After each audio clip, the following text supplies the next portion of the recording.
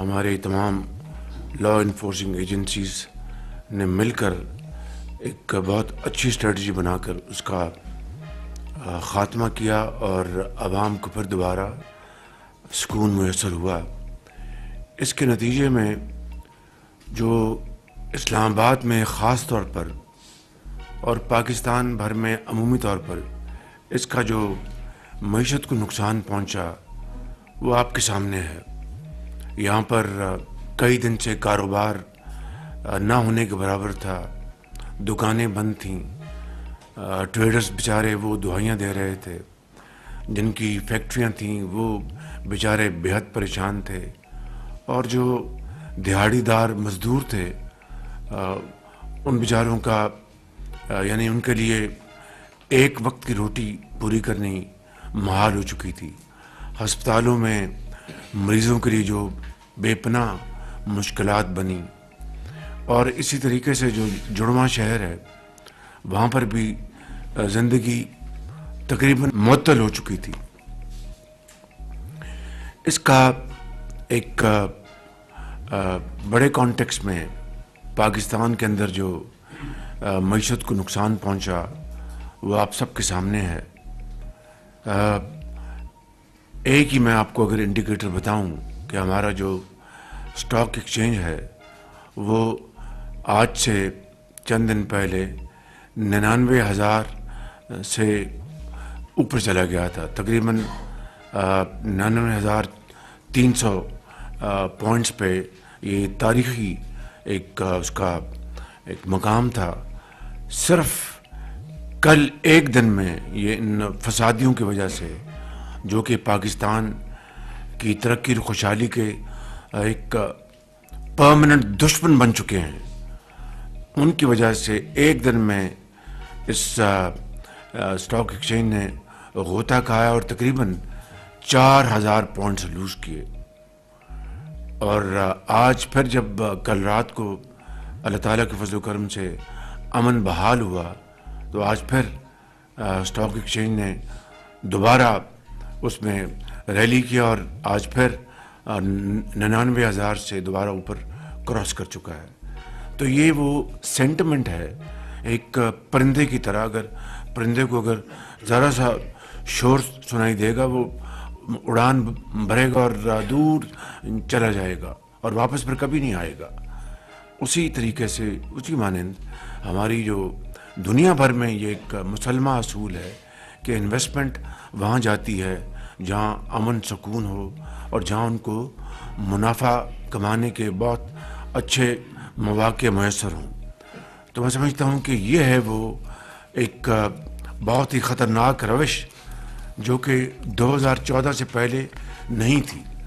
2014 سے پہلے اسلام آباد پر چڑھائی کا کوئی تصور بھی نہیں کیا جا سکتا تھا۔ ہوتے تھے پروٹیسٹ پرامن، شہروں میں ہوتے تھے، اپنے احتجاج لوگ کرتے تھے، ان کا حق حاصل ہے۔ آئین اور قانون کو حق دیتا ہے کہ وہ اپنے پرامن طور پر اپنے جو مطالبات ہیں ان کے لیے وہ پیسفل مسلمہ اصول ہے کہ انویسٹمنٹ وہاں جاتی ہے جہاں امن سکون ہو اور جہاں ان کو منافع کمانے کے بہت اچھے مواقع میسر ہوں۔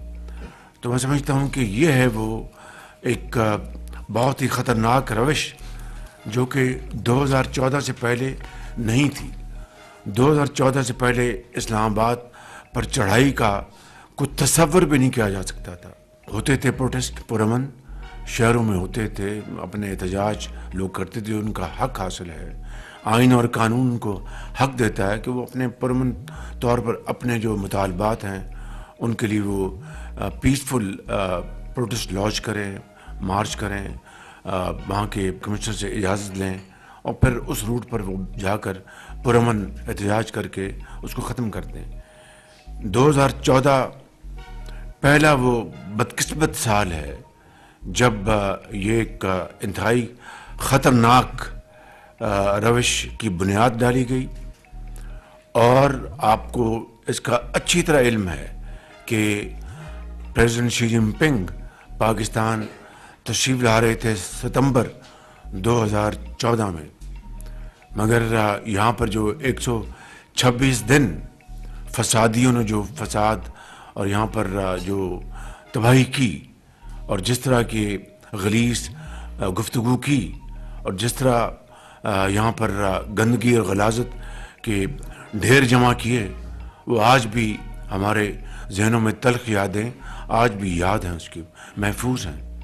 اور اس کے نتیجے میں پریزیڈنٹ شی جن پنگ کا جو دورہ تھا وہ ملتوی ہو گیا۔ 7 ماہ بعد دوبارہ وہ اپریل 2015 میں تشریف لائے۔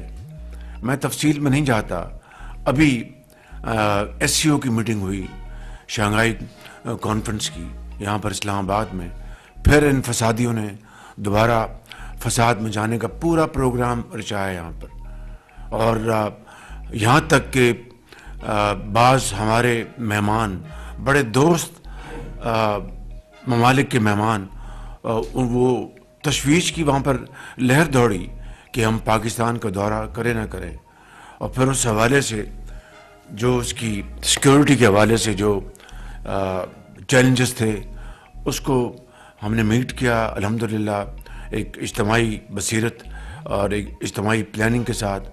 بالآخر آخری 48 گھنٹوں میں فیصلہ ہوا کہ پاکستان کی فوج مکمل طور پر اب یہ سیکیورٹی کی ذمہ داری سنبھالے گی، لہٰذا انہوں نے سیکیورٹی کا ذمہ اٹھایا۔ آپ دیکھتے ہیں کہ سعودی ڈیلیگیشن آتے ہیں، اس وقت کس طریقے سے ادھم مچایا جاتا ہے، ترغیب کاری کی جاتی ہے، مسکرینٹس اور سیپریٹریز یہاں پر آتے ہیں، اور ان میں بے شمار ایسے ہیں جو پاکستانی نہیں ہیں، اسلحہ لے کے آتے ہیں، اور پھر یہاں پر بے گناہ شہریوں کو تنگ کرتے ہیں، زخمی کرتے ہیں، شہید کرتے ہیں۔ ابھی جو پیچھے جو واقعہ ہوا، اس وقت ایک اسلام آباد پولیس کا ایک سپاہی، اس کو شہید کر دیا گیا، بے شمار زخمی ہوئے۔ میں سمجھتا ہوں کہ کوئی محب وطن تو کیا، ایک عام انسان بھی یہ سوچ نہیں سکتا کہ جس ملک میں رہ کر، جس ملک نے اس کو عزت دی، روزگار دیا، تعلیم دی، مواقع دیے ترقی کرنے کے، وہ اسی ملک کا دشمن ہو جائے، اور دشمنوں سے بھی آگے بڑھ کے وہ پاکستان کی مخالفت کرے، اور دشمنی کی اس حد تک چلا جائے کہ ملک خدا نخواستہ برباد ہو جائے، کوئی پرواہ نہیں۔ اس خطرناک روش نے، میں سمجھتا ہوں کہ آج ہم سب کو اس بات پر سوچنے پر مجبور کر دیا ہے کہ ہمیں اب باہمی مشاورت اور صلاح مشورے سے ایسے ہمیں سخت فیصلے کرنے پڑیں گے، یا ہمیں پاکستان کی معیشت کو بچانا ہے، ترقی سے ہمکنار کرانا ہے، پاکستان کو خوشحال کرنا ہے، یا پھر یہ آئے روز دھرنے ہم ان کا سامنا کریں، تمام وسائل، تمام اپنی جو انرجی جو ہے وہ اس میں جھونکیں اور پاکستان کی معیشت کا کباڑہ ہونے دیں۔ یہ ہمارے پاس 2 راستے ہیں، ہمیں فیصلہ کرنا ہے کہ ہم نے کس راستے کو، کس آپشن کو اپنانا ہے۔ ظاہر ہے کہ ایک ہی آپشن ہے کہ پاکستان کی ترقی اور خوشحالی، پاکستان کی ترقی اور خوشحالی، پاکستان کی ترقی اور خوشحالی، اس کے علاوہ اور کوئی آپشن نہیں ہے۔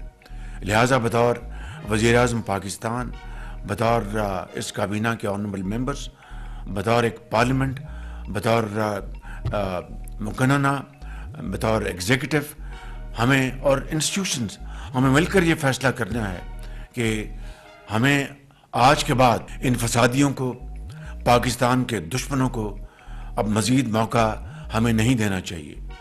اب دیکھیے کہ ایک مرتبہ پھر بیلاروس کے صدر تشریف لائے پاکستان، اور پاکستان سے انتہائی محبت کرنے والا وہ شخص ہے جس کا نام ہے الیگزینڈر لوکاشینکو۔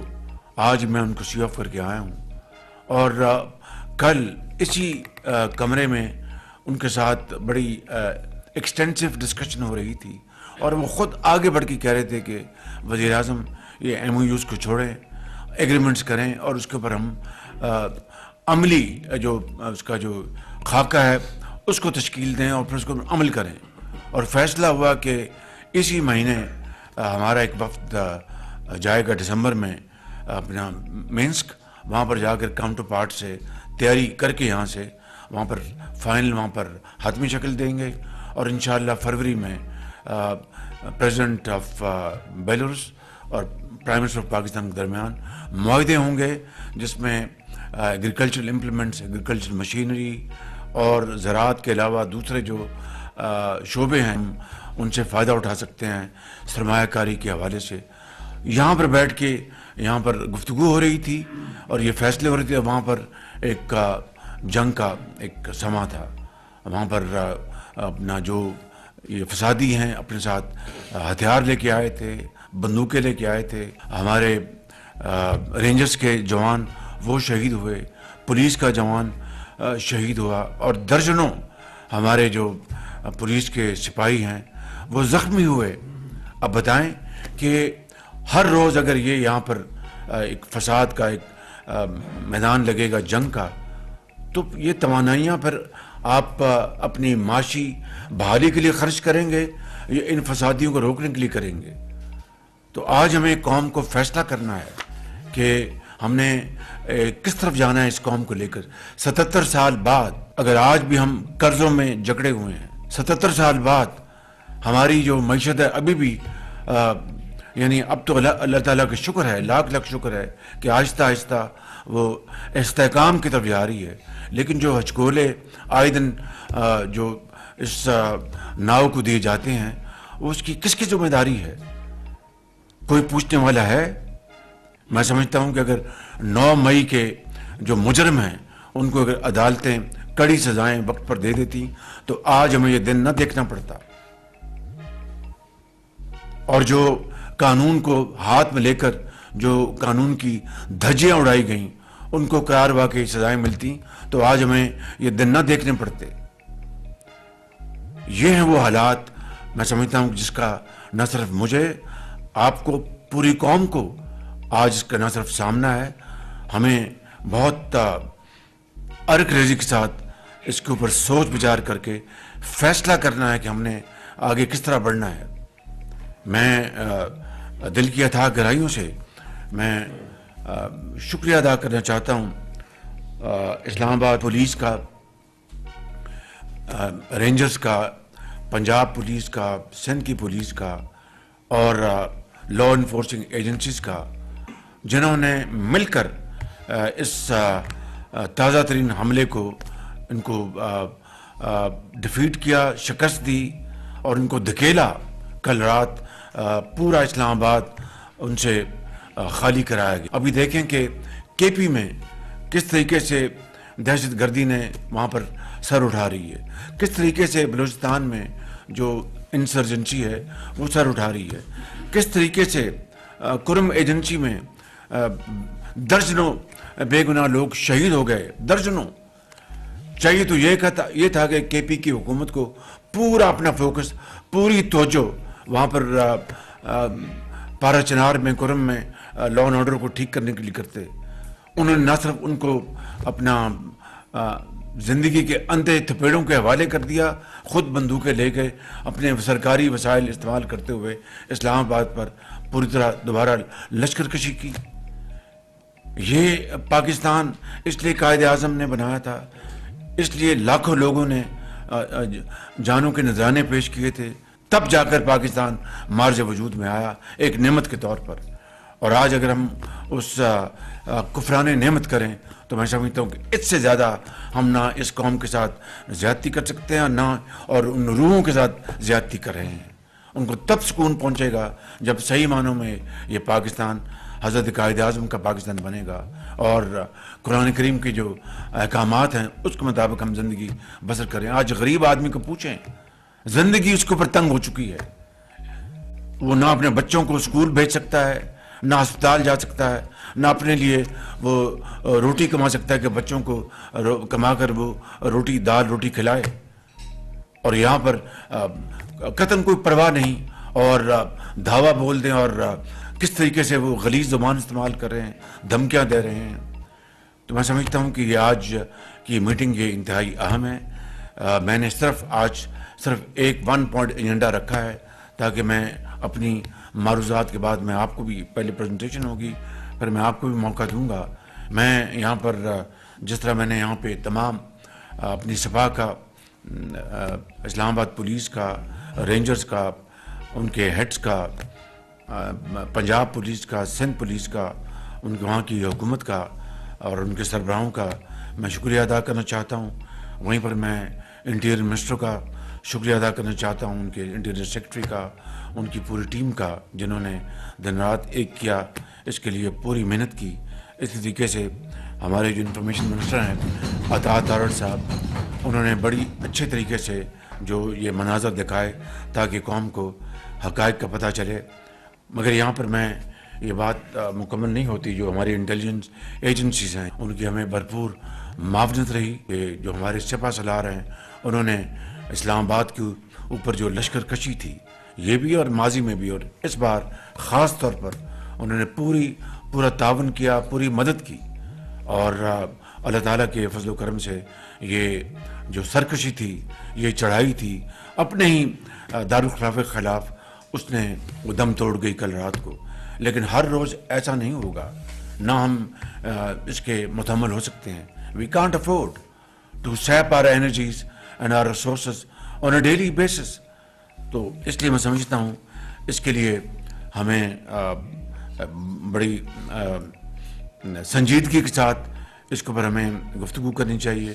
ان کا مطالبہ وہ کیا کہتے ہیں، اصل میں ان کو تکلیف یہ ہے کہ پاکستان ڈیفالٹ جو ہونے جا رہا تھا پچھلے 16 مہینے کے دور میں، وہ ڈیفالٹ ہونے سے کیوں بچ گیا، کس طرح بچ گیا.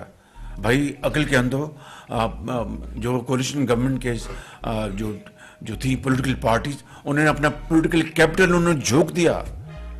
مہنگائی آسمانوں سے باتیں کر رہی تھی، گیلپنگ انفلیشن، اور جو پالیسی ریٹس وہ آسمانوں پہ جا رہے تھے. لوگوں کی جو امپلائمنٹ ختم ہو رہی تھی، پروڈکشن ختم ہو رہی تھی. We are becoming انکمپیٹیو. اللہ تعالیٰ نے سبب بنایا. بالآخر پیرس میں میری ملاقات ہوئی IMF کے MD سے، یہ مئی یا جون 2022 میں، اور الحمدللہ وہاں پر ہم نے ایک طے کیا اور پاکستان ڈیفالٹ سے نکل آیا. مگر اس کے بدلے میں بے پناہ ہم نے اپنا سیاسی اثاثہ قربان کر دیا. میاں محمد نواز شریف صاحب نے، آصف زرداری صاحب نے، بلاول بھٹو صاحب نے، مولانا فضل الرحمان صاحب نے، درجہ بدرجہ سب نے. لیکن سب سے زیادہ ہم نے کیا اس لیے کہ وزیر اعظم مجھے منتخب کیا تھا اور فائنانس منسٹر اسحاق ڈار صاحب تھے. ظاہر ہے کہ توپ کا نشانہ تو ہم تھے، لیکن ظاہر ہے کہ سب نے مل کر اس میں اپنا حصہ ڈالا. 8 مہینے کے اندر الحمدللہ آہستہ آہستہ ہماری جو معیشت ہے وہ مستحکم ہو رہی ہے. تمام اشاریے اسی کی طرف اشارے، حالانکہ حتیٰ کہ جو ہمارے جو بدترین ناقد ہیں وہ بھی یہ کہنے پہ مجبور ہیں کہ پاکستان کی معیشت مستحکم ہو رہی ہے، مگر ساتھ پھر وہ اپنا قافیہ ملاتے ہیں. یہ بھی ساتھ ہونا چاہیے، بالکل کریں گے انشاءاللہ. جب یہاں پر اللہ تعالیٰ ہمیں joint effort, remember this is result of joint efforts. I swear to God no one is empowered to create this mini miracle. It is a team work, joint efforts and untiring efforts. یہ میرا ایمان ہے. یہ کابینہ کا اشتراک، کابینہ کی محنت، آنریبل ممبرز کی، سب کی، اور ان کے جو اپنا ساتھی ہیں، سیکرٹریز ہیں، درجہ بدرجہ سب کی. اور پھر ہمارے پہلی مرتبہ تاریخ میں جو ہماری جو فوج کے سپہ سالار جو ہیں وہ پوری اس طرح یکجاں دو قالب جڑے ہوئے ہیں. بالکل اس کے بغیر یہ نہیں ہو سکتا تھا. تو اس کو ہم سب کو برباد کر دیں، تباہ کر دیں، یہ ممکن نہیں ہے. I will not let this happen under all circumstances. I want to make it very clear. دل خون کے آنسو ہوتا ہے کہ اتنی محنت کر کے اور ہم ان فسادیوں، ملک دشمنوں کے ہاتھوں ہم پاکستان کو تباہ کر دیں. یہ ممکن نہیں ہے، یہ نہیں ہوگا انشاءاللہ. Not in our time, our watch. It will not happen انشاءاللہ. مل کر ہم پاکستان کو یہاں سے نکالیں گے. اور پھر یہ بہانہ بناتے ہیں جی الیکشن میں دھاندلی ہوئی. اور بھائی 2018 میں جو تاریخ کی سب سے بڑی دھاندلی ہوئی، اس کا تو پہلے حساب آپ دے دیں، اس کا تو حساب بتا دیں آپ. کچھ یہاں پر آنریبل ممبرز ہیں جو اس زمانے کے چشمدید گواہ ہیں. اور پھر جب پارلیمنٹ میں پہلی مرتبہ جب ہم آئے ہم نے فیصلہ کیا کہ ہم کالی پٹیاں باندھ کے جائیں گے اور اوتھ لیں گے، کیونکہ اپنے جو پروٹیسٹ اس کو تو ہم رجسٹر کروائیں، اور کچھ ہمارے پارٹیوں کے زومات ہیں جو چاہتے تھے کہ بائک آؤٹ کر دیں، لیکن میجورٹی کا خیال تک نہیں، ہمیں جانا چاہیے، تو ہم وہاں پر گئے۔ تو میں آج آپ کو یہ بتاتا ہوں، یہ کیمروں نے اس واقعے کو کور کیا ہوگا، this must be caught by the eyes of the cameras, lens of the cameras, کہ میں جب گیا تو یہ عمران نیازی میرے پاس آئے، تو میرے کان میں کہا کہ شہباز جی ہم بنا دیتے ہیں انکوائری کمیٹی۔ تو میں نے وہاں پر اس کا باقاعدہ اعلان کیا کہ انہوں نے اپنا عمران نیازی جو لیڈر آف دی ہاؤس بننے والے تھے کہ ان کے انکوائری کمیٹی، وہ نام بھی آئے جس میں مجھے یاد ہے ان کی طرف سے شفقت محمود اور ہماری طرف سے تھے۔ آج تک اس کی ایک آدھ میٹنگ بیٹھی کو، رانا ثناء اللہ صاحب کو بہتر پتہ ہوگا، آج تک اس کمیٹی کی ایک یا دو میٹنگ ہوئی اور ریسٹ از ہسٹری۔ اور آج کہتے جی دھاندلی، اور ہر روز یہاں پر اپنا چڑھائی کرتے ہیں اسلام آباد کے اوپر، لیکن ہم نے اسلام آباد کی چڑھائی کا کبھی تصور بھی کبھی ذہن میں نہیں آیا۔ تمام مذہبی سیاسی جماعتوں کا، پیپلز پارٹی کو لے لیجیے گا، جے یو آئی کو لے لیجیے گا، انہوں نے بڑے بڑے جلوس کیے نکالے، لیکن وہ گملہ توڑا انہوں نے۔ پاکستان کی کبھی جو خیر ہے اس کے خلاف کبھی انہوں نے سازش کی۔ یہ ہے وہ ایک تقابلی جائزہ جو آج قوم کے سامنے آنا چاہیے بالکل، اور اس کے نتیجے میں 190 ارب روپے کا یومیہ نقصان قومی معیشت کو پہنچ رہا ہے۔ 190 ارب روپے یومیہ، اسے دیکھیں آپ کی ایکسپورٹس کس طرح ہرٹ ہو رہی ہیں۔ جو کنٹینر جا رہے ہیں کراچی پورٹ پر، ایئرپورٹ سے انہوں نے ٹیک آف کرنا ہے، وہ ان کو سڑک سے راستہ ملے تو جائیں گے۔ آپ کی جو پروڈکشن کے لیے جو آپ کی امپورٹس ہیں وہ اگر ملوں میں نہیں پہنچیں گی تو آپ کا سودے جو ہیں وہ کس طرح آپ کے پورے ہوں گے؟ کس طریقے سے دفاتر میں، فیکٹریوں میں، اسلام آباد میں مجھے پتا ہے، مجھے آنریبل کولیگز نے مجھے بتایا کہ انہوں نے کہا دفتر بند کر دیں بھائی، let us be very careful, کہیں کوئی زخمی نہ ہو جائے۔ تو میں سمجھتا ہوں کہ اس طریقے سے قوم کو نقصان پہنچانا اپنے ذاتی مفاد کے لیے اس سے بڑا جرم اور کوئی ہو نہیں سکتا۔ بالکل میں سمجھتا ہوں کہ یہ وہ ایک کبھی جرم ہے جس کی کوئی معافی نہیں ہے۔ اور ابھی جو چند دن پہلے ایک ہمارے انتہائی مربی اور بہترین پاکستان کے دوست ملک کو جس طرح تکلیف پہنچائی اور ان کے فرمانروا کو، اس سے بڑی پاکستان کے ساتھ ظلم اور زیادتی نہیں ہو سکتی کہ یہ کہنا کہ جو میرے جو میاں ہیں وہ تو جناب شریعت کے علمبردار ہیں اور وہاں پر شریعت کو ختم کیا جا رہا ہے۔ اندازہ کریں اس سے زیادہ بڑی کوئی پاکستان کے ساتھ دشمنی ہو سکتی ہے؟ قطعاً نہیں ہو سکتی۔ تو میں سمجھتا ہوں کہ یہ وہ حالات ہیں، یہ وہ معاملات ہیں جس کا ہمیں بہت اپنا سرعت کے ساتھ ہمیں اس کا جائزہ لینا چاہیے، اور اس بات کا فیصلہ کرنا چاہیے کہ ہر روز ہماری سپاہ رینجرز سینوں پر گولیاں کھائیں، ٹانگوں پر گولیاں کھائیں، اللہ کو پیارے ہو جائیں، بچے ان کے یتیم ہو جائیں، اور ہم پھر اپنا اگلے دن بیٹھ کے ہم اپنا life as normal as usual, یہ نہیں ہو سکتا۔ ایز یوزول معاملہ ختم ہو گیا۔